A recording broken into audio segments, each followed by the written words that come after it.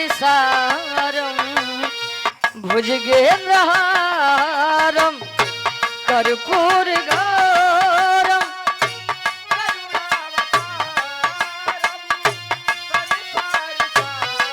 क्या बात है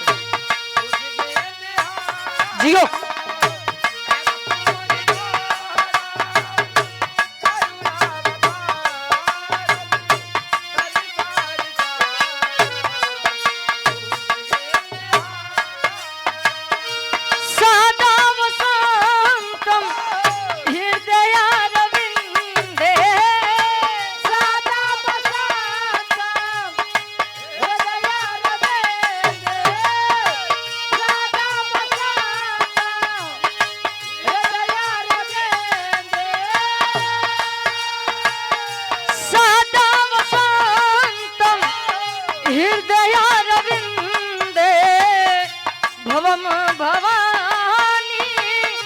सहितं नमामि कर्पूर गौरम करुणावतारम संसारिसारम भुजगेन्द्रहारम कर्पूर गौरम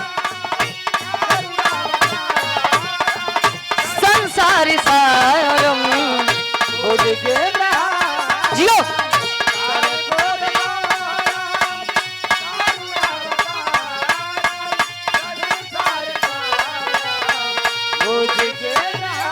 हरे संसारी सारम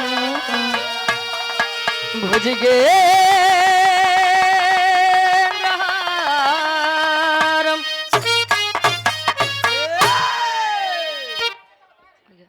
शांति रे भैया। वाह शांति कह रहा भैया। हाय हाय हाय।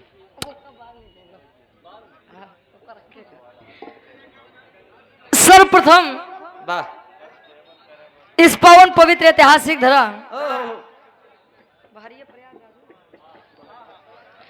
बहरिया प्रयागराज की पावन धरती को वाह नमन वंदन करते हुए यहाँ पर उपस्थित मंच की गरिमा बढ़ाने वाले बिरहा के महानुभाव बिरहा प्रेमी श्रोतागण। वाह अच्छा एक चीज तो वाह प्रयागराज में बिरहा के शौकीन बड़ा है भाई। पानी बरसत रही लेकिन गवैया गावे पानी हमारे लोग के अंदर। अच्छा पानी कहियो दो प्रकार के होते हैं, एक बरसत है वो पानी, एक पानी अपन पानी। वो पानी से ज्यादा ताकतवर आप लोगों के पानी बा। हाँ हो अब हम आए तो पानी बरसे लाग तो के कहा उठ के हुआ भागे का लोग कुर्सी अपने ऊपर लगाए लिए उठेंगे नहीं बिना बिरा सुने उठा बना। ए भैया बड़ा शौकीन है, तहे दिल से धन्यवाद बा आभार प्रकट करत है। आप सम्मानित आप बूढ़ बुजुर्ग पिता तुल चाचा तुल आप हमारे गार्जियन जी देश के हमारे बड़े भाई देश के नन्हे मुन्ने कर्णधार बच्चे इस ग्राम सभा के जितने भी पदाधिकारी हैं प्रधान जी प्रधान पद प्रत्याशी बीडीसी साहब बीडीसी पद प्रत्याशी भैया या तो उसे ऊंचे जे भी पद पे होदा पे बा एक स्वर में हम गायिका रुचि यादव प्रतापगढ़ से तू नवे जानत बढ़िया बा ये लोग जानत है वह बहुत बा 7-8 महीना में नहीं जान पाए तब का जानबा 1 महीना और बीते तब जाने। अरे तो डब्लू गुरुदेव है सुधर जे। अच्छा जितना ही छोट रहा तो उतना ही खोट रहा ए भैया हम गायिका रुचि यादव अपने पूरी पार्टियन की आवाज में आप सबके स्वागत सम्मान अभिनंदन एवं वंदन करते हैं। धर्म के हमारे बड़े भाई गार्जियन जी बहुत ही प्यार सम्मान मिलता है। आप बड़े भैया मोहम्मद अरमान भैया भैया के आदेश आशीर्वाद भाई आप सबके बीच में दर्शन दीदार करे के मौका मिला। यही तो अरमान था। अच्छा अरमान भाई का कि अरमान 3 डेट कैंसिल हुआ कब अरमान भैया गए? अच्छा कहीं रुचि 3 डेट कैंसिल भाई तो हमारे पानी जीव भी आई परेशान न हुआ बाई यही थाम लेवे। हाँ पानी नहीं आई। ए भैया बिरहा क्या बहुत ही सुंदर कलाकार, बहुत ही होनहार कलाकार, हाय हाय रे। बहुत ही सम्मानित कलाकार।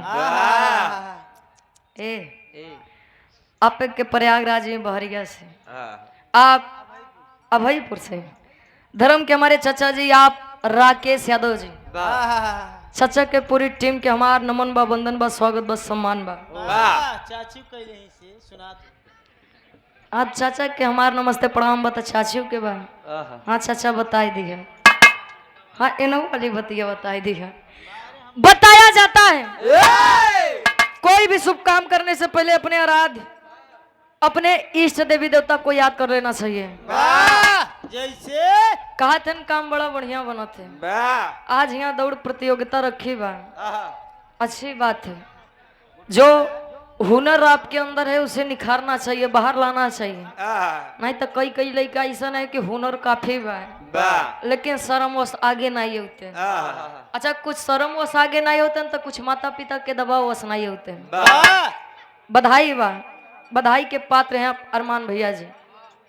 अब तनी वंदना के लय बन जाए।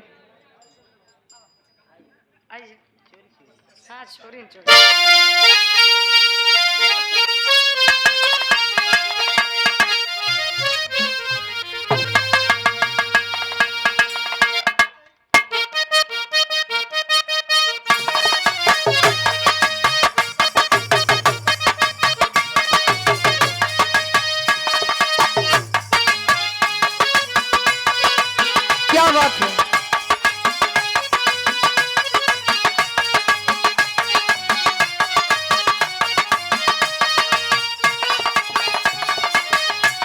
वाह बहादुर।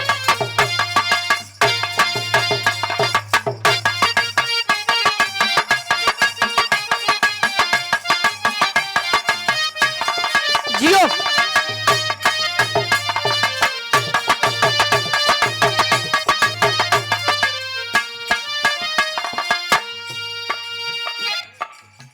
गीत के संकेत करते हैं। ये हमरे काका दादा हरेंग के समय वाली है। ऐसा नहीं बा कि हमरे काका दादा हरे प्रेम नहीं करे रहे हैं। ये सबे कहे रहे न भैया, लेकिन इनकर प्रेम और आज के प्रेम में बड़ा ही अंतर बा। का अंतर बजाना था पहले के लोग ये सबे खुरपी से निशान लगाए लगाए किए रहे। खाए बदे हो कहीं जब यहाँ छाए आ जाए रमकलिया तब चली जाए पछवारी। अच्छा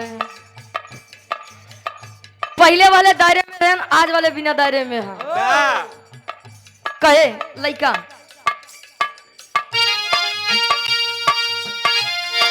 गांव की गोरी चोरी चोरी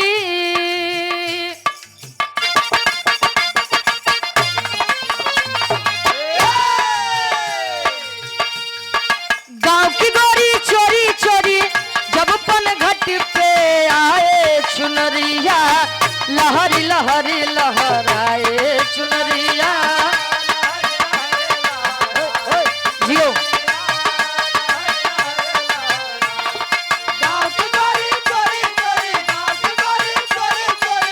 जब पन घट पे आए चुनरिया लहरी लहरी लहराए चुनरिया।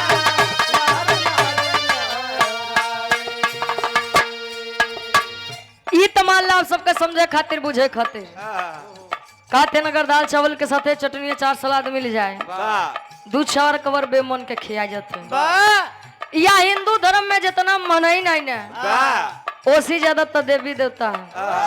सारा जीवन नाम लेत खत्म हो जाये लेकिन देवी देवता के बखान देखा था यहाँ चोरों डकैत के अपन अपन देवी देवता भैया। बिटिया माई बीड़ा वादिनी सरस्वती से फरियाद करे, अरदास बा, मन में एक विश्वास बा। कैसे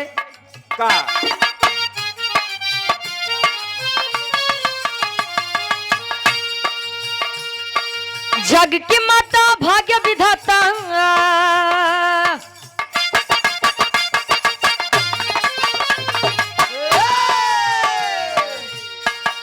जग की माता भाग्य विधाता लाज तू हमारी बचावा हे मैया महफिल में आके गवावा हे मैया।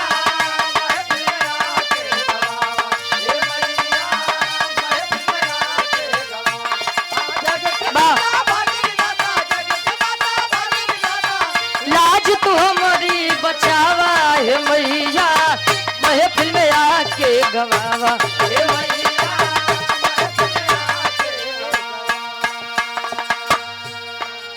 माई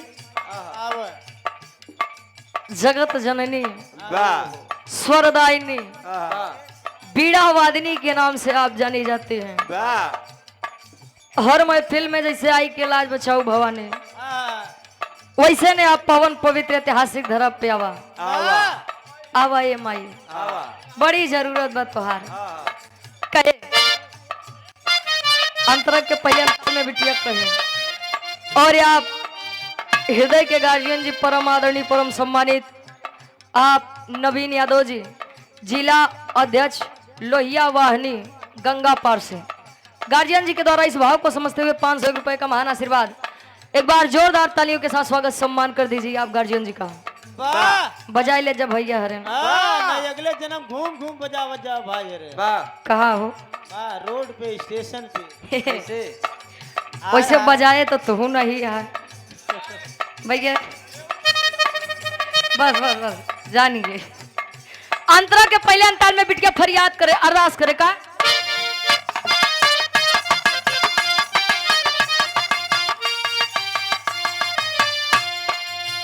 तुझसे गीत मेरी बाजे संगीत मेरी, तुझसे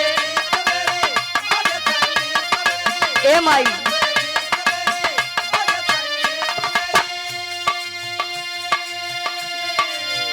कोई ना है हमारा माँ तू है सहारा, कोई ना है हमारा माँ तू है सहारा। ज्ञान बतावा रहा देखवा,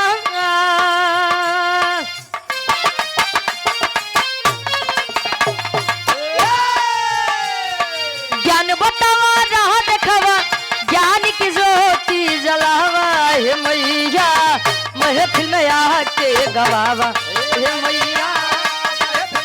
जियो बार से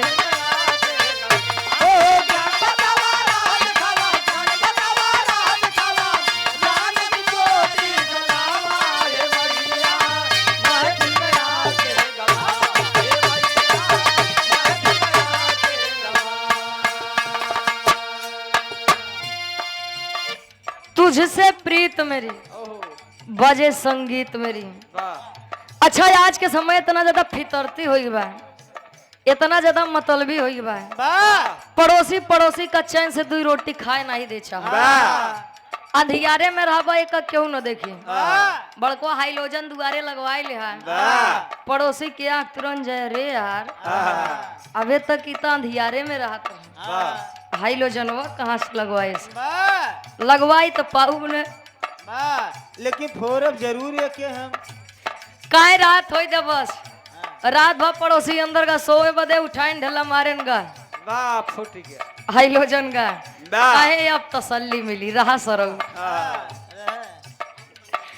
पड़ोसी चाहत बा कि कैसो पड़ोसी के एक आँख फूट जाता है तो कर वाली हमार हो जात का हो जमीन जा जाते यार। अच्छा हम सोचे उरे कुछ बढ़िया कुर्ता सिया ले, कहे कुछ सियाई तो पाऊ न लेकिन फारब जरूर जरूर जरूर आया चौराहे सुखी नहीं देखे चाहतन भैया। ये बरे एक ऑफिस से आस है, ऑफिस से विश्वास है। अंतरक के दूसरे अंताल में बिटिया कहे माई अर्जी हमार बा मर्जी तुहार बा। कैसे?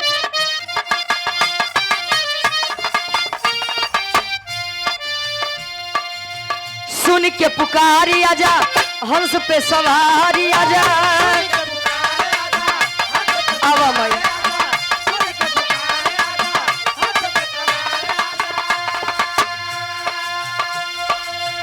पाँव पकड़ती हो विनती करती हो पाँव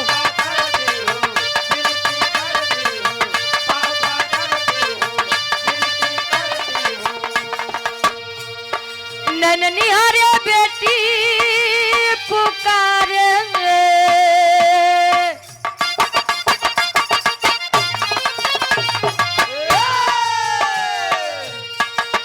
नैन निहारे बेटी पुकारे सरगम साज सजावा हे मैया महफिल में आके गवावा जियो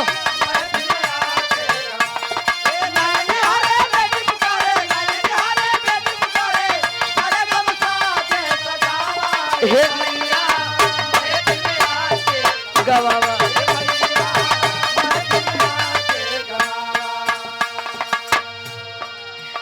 अर्जी हमार बमाई मर्जी तोहार बा गवबू बजोबू तोहार मर्जी बा माई ए माई नैया आज भंवर में फंसी बा उबार दे कहे मन की तरंग मार लो बस हो गया भजन आदत बुरी सुधार लो बस हो गया भोजन नहीं महाराज भजन हेलो भजन और भोजन में हेलो गायिका महोदय बस 1 मिनट। जिस भी भाई की गाड़ियां सड़क पे खड़ी हुई हैं आप लोगों से निवेदन है आप लोग अपनी गाड़ियां नीचे कर लें क्योंकि दौड़ प्रारंभ होने जा रही है। प्रशासन का निर्देश है। आप लोगों से विनम्र निवेदन है कि बिरहा बहुत देर तक चलेगा। गाड़ियां आप लोग हटा लें दौड़ करा लिया जाए अन्यथा बारिश हो जाएगी दिक्कत हो जाएगा। प्रशासन का सख्त निर्देश है आप लोग गाड़ियां नीचे हटा लें। थोड़ा गायिका महोदय 5 मिनट क्षमा चाहेंगे। सख्त निर्देश है प्रशासन का। हम सभी लोगों से निवेदन करेंगे जिनकी भी बाइक 4 पहिया वाहन सड़क पे खड़ी हुई हैं आप लोग सबसे पहले अपने बाइक को हटा लीजिए। विनम्र निवेदन है क्योंकि दौड़ प्रारंभ होने जा रही है और सारे धावकों से हम चाहेंगे कि आप लोग जहां से दौड़ना है वहां पहुंच जाएं।